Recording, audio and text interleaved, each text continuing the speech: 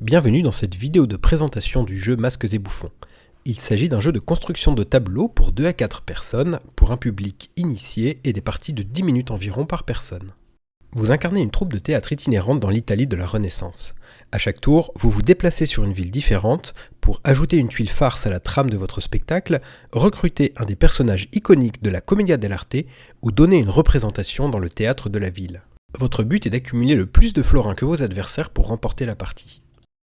Chaque joueur dispose d'un plateau personnel constitué du tableau à compléter, le canevas, de la piste des représentations ainsi que des emplacements pour les objets.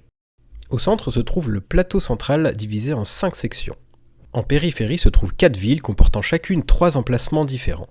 Chacune de ces villes est bordée de 2 tuiles, une tuile farce et une tuile famille de personnages. Au centre se trouve la ville de Florence qui ne comporte qu'un seul emplacement de théâtre. Lors de votre tour, vous devez déplacer votre pion sur un emplacement disponible d'une ville différente. Depuis cet emplacement, vous prenez la tuile farce associée et vous la placez sur votre tableau avant de la renouveler depuis la pioche.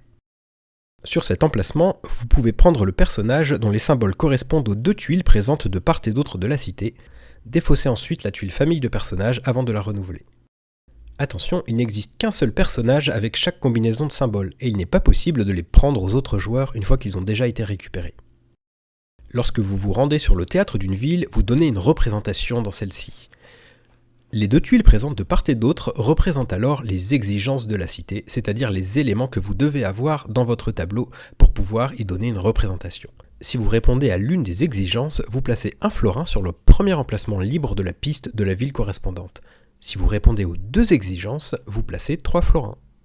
Chaque représentation vous donne également un bonus supplémentaire. Il peut s'agir d'un jeton influence qui vous servira de joker pour ignorer une exigence, d'un objet qui vous rapportera des florins en fin de partie en fonction de certaines conditions, ou bien de la bannière de la ville pour le premier joueur à atteindre 3 représentations dans cette ville.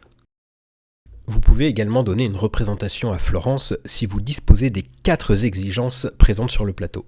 Vous avancez alors sur la piste spécifique de la ville de Florence pour gagner davantage de florins et de prestige. La partie se termine lorsque l'une des 2 pioches est épuisée.